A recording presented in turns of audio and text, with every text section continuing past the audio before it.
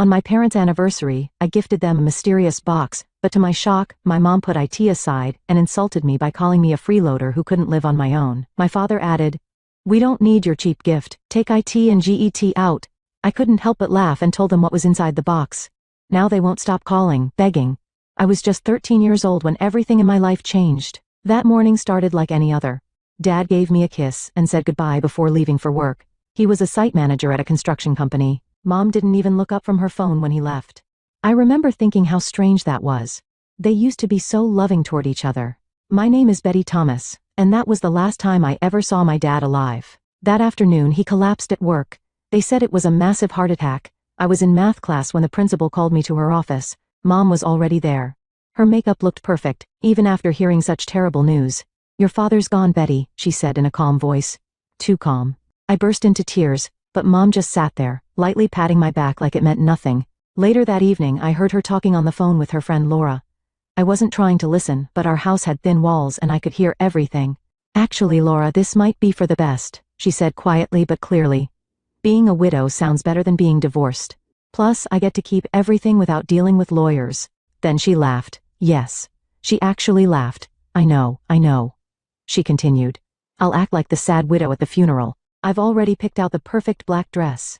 I was sitting on the stairs, holding my hand over my mouth to stop myself from screaming. Dad's sister, Aunt Helen, was the only one who seemed to see the truth. While everyone else gave their sympathy to my heartbroken mother at the funeral, Aunt Helen just stood there, shaking her head. She knew. She had always known how badly Mom treated Dad. Mom didn't take long to move on. Just 4 months later, she started inviting a man over for dinner. His name was Peter Fernandez, and he had 2 kids from a previous marriage. Adam, who was 12, and Joyce, who was 11. Mom would cook big, fancy dinners when they came over, something she never did for Dad. One evening, Mom turned to me with a sugary voice and said, "Betty, sweetheart, Peter and I have something to tell you." I already knew what they were about to say. The way they sat close together on the couch, holding hands, with Mom smiling like a teenager, it was obvious. "We're getting married," Mom said cheerfully. "Isn't it wonderful? You'll have a new father and siblings." I forced a smile, but my stomach felt sick. "That's great, Mom. Congratulations." Peter gave me a smile too, but it didn't feel real. "Adam and Joyce are so happy to have a new sister," he said. But I'd seen the way his kids looked at me during their visits, like I was dirt stuck to the bottom of their expensive shoes. That night, I called Aunt Helen and cried for hours. She listened without interrupting, then said something I'll never forget.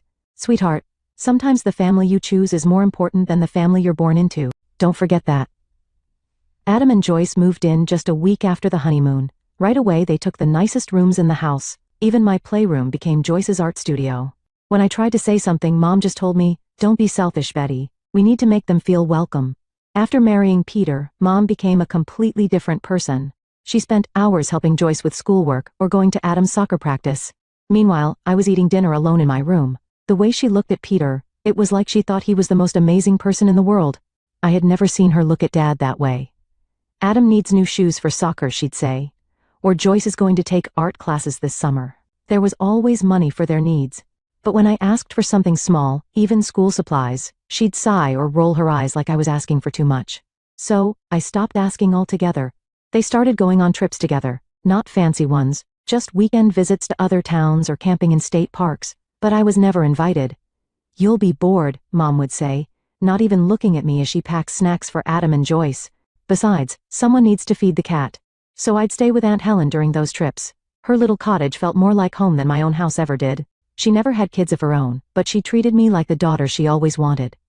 "This isn't right, Betty," she would say while I unpacked my overnight bag for what felt like the 100th time. "A mother shouldn't have favorites." I shrugged, pretending it didn't hurt. "At least I have you, Aunt Helen," I said. One evening, when I was 17th, I brought up college during dinner. I had been looking at schools online and dreaming about studying business management.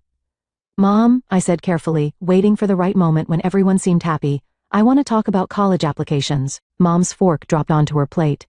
"College, Betty? We can't afford to send you to college. We have to think about Adam and Joyce's education." Adam smirked across the table, and Joyce didn't even try to hide her proud smile. Peter just kept eating like the whole talk had nothing to do with him. Later that night, I stopped Mom in the kitchen. "What about Dad's money?" I asked. "He had life insurance, and he saved for years." Mom's face turned cold. "I've used that money to take care of you for the past 5 years, she snapped. Food, clothes, a roof over your head. Did you think that was free? Stop acting like you deserve everything. You can't just expect things from me. I stood there shocked by her harsh words. I knew she was lying. Dad had worked so hard to save for my future, and now all that money was gone, spent on her new perfect family while I was left behind. That weekend, I went to Aunt Helen's house, my eyes still full of tears.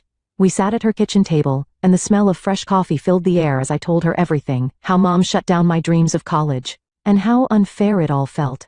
Aunt Helen listened quietly, holding her warm mug. When I finished talking, she got up and walked to her study without saying a word. I heard her opening and closing drawers. Then she came back with a thick envelope in her hand. Your father came to see me about 3 weeks before he died, she said, placing the envelope on the table. He seemed worried, like he knew something bad might happen. He gave me this and made me promise to keep it safe until you were ready for college. My hands shook as I opened the envelope. Inside was a bank statement with a big savings account in my name. Aunt Helen was listed as the trustee. Dad had been secretly saving money for years, just for me. Your mom had been acting strange, Aunt Helen said softly. Your dad wanted to make sure your future was safe no matter what. The money's been growing all these years. I started crying again, but this time it wasn't out of sadness. It was because I felt so thankful and loved. Even though Dad was gone, he still protected me. We can't tell your mom about this, Aunt Helen said. I wiped my eyes, and Aunt Helen nodded in agreement. Over the next 3 years, I focused on my schoolwork and kept my college plans a secret. Adam and Joyce never missed a chance to mock me about my future. Hey Betty, Adam would say in the hallway, grinning. I heard the diner downtown needs a dishwasher. You better apply soon. Joyce would laugh and add, maybe if you're lucky, they'll let you clean tables too. They laughed like it was the funniest joke ever. I just kept walking past them, staying quiet. My silence seemed to annoy them more than anything I could have said. Then came graduation day. I had barely taken off my cap and gown when Mom and Peter asked me to come into the living room for a serious talk. They sat on the couch like judges, ready to give a decision. I stood in front of them, waiting. Betty, Peter said in a firm voice, you're 19 now. We've been more than generous, but you need to understand that you can't live here forever. It's time to get a job and take care of yourself. I smiled calmly. I understand completely. I'll be moved out by next week. They looked surprised. It was clear they thought I'd cry or argue. Mom opened her mouth to say something, but then closed it again. Well, good, Peter said, caught off guard. That's very mature of you.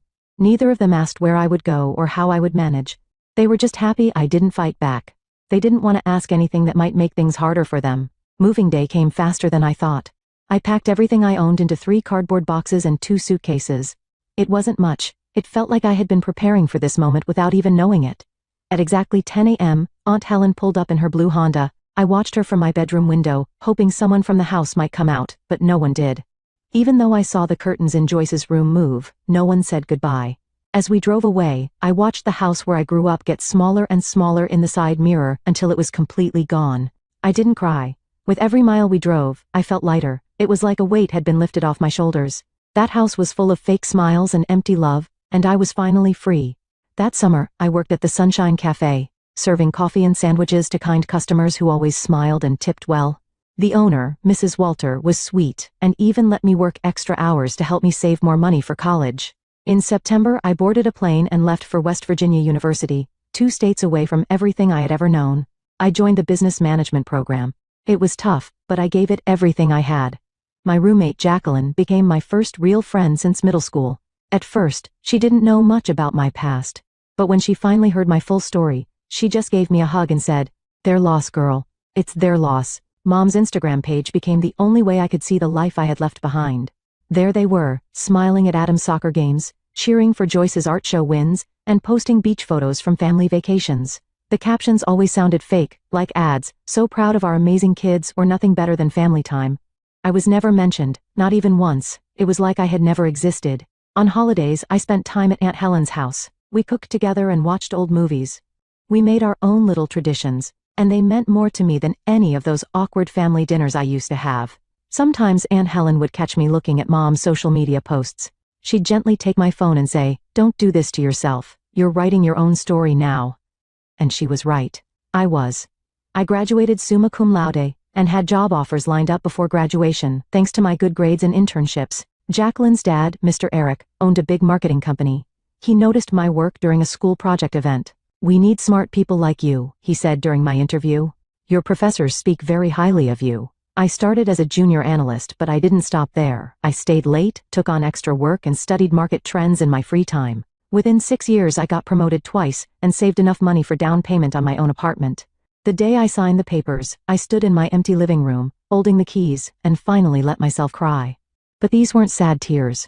They were happy ones, tears of pride, success, and knowing I had done this all by myself. Then something amazing happened.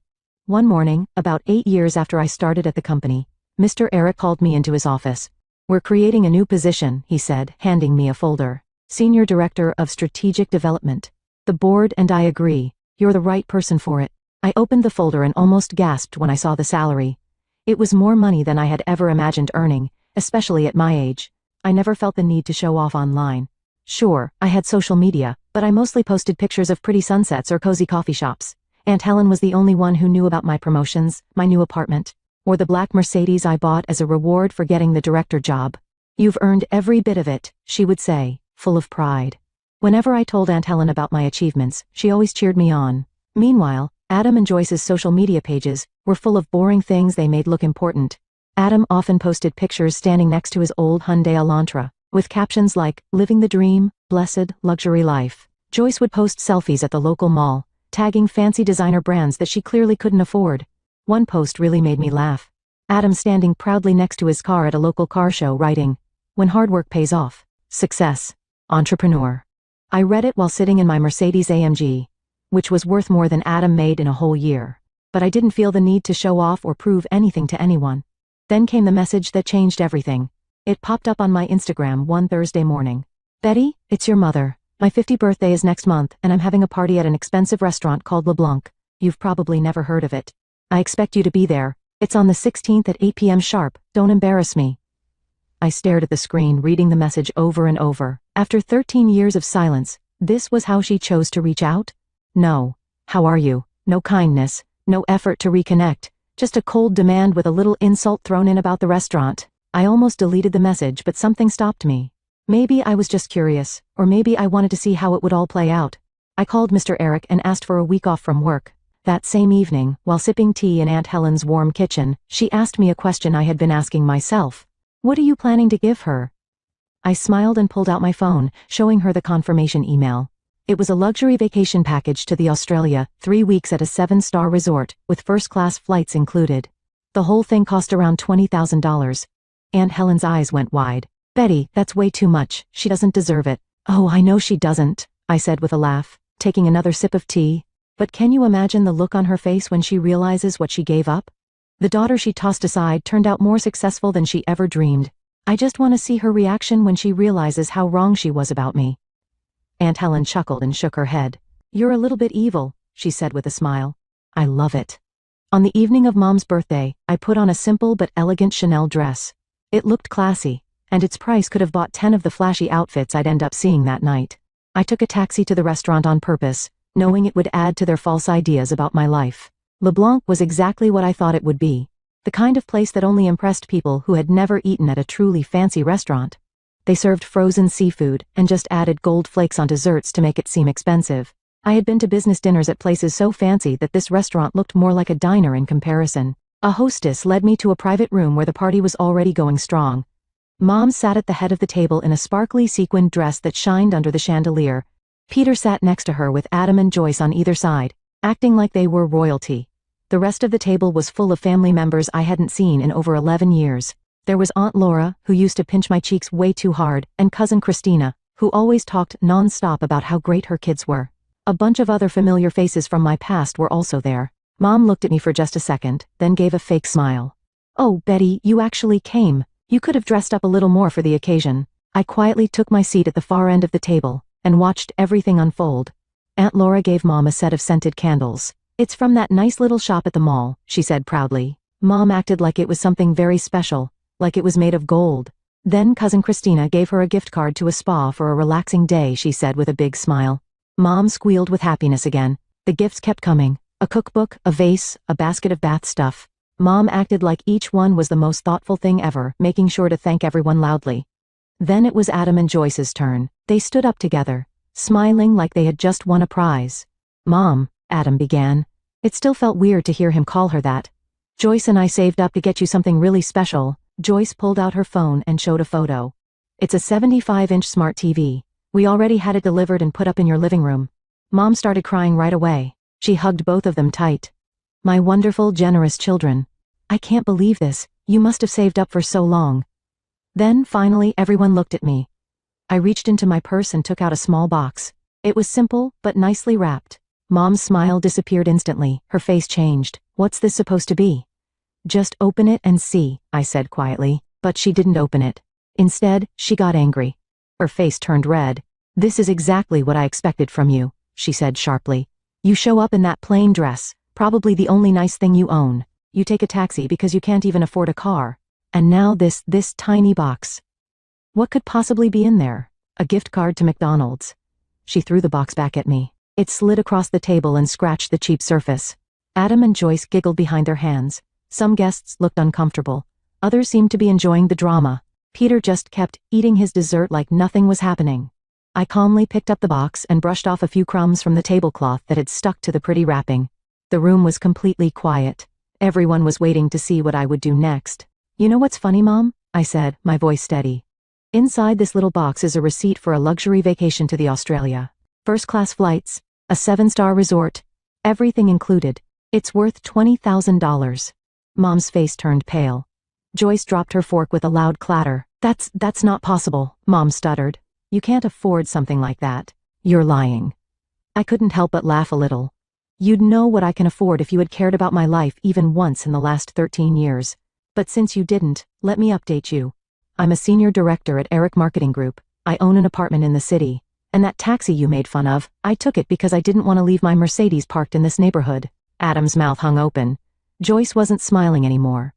And since you think I'm such a failure, I continued as I slipped the box back into my purse, and clearly don't want anything from me, I won't bother you anymore. Enjoy the TV. I heard the screen is almost as good as the one in my home theater. I stood up and walked out with my head high. The sound of my heels echoed in the quiet room. No one said a word.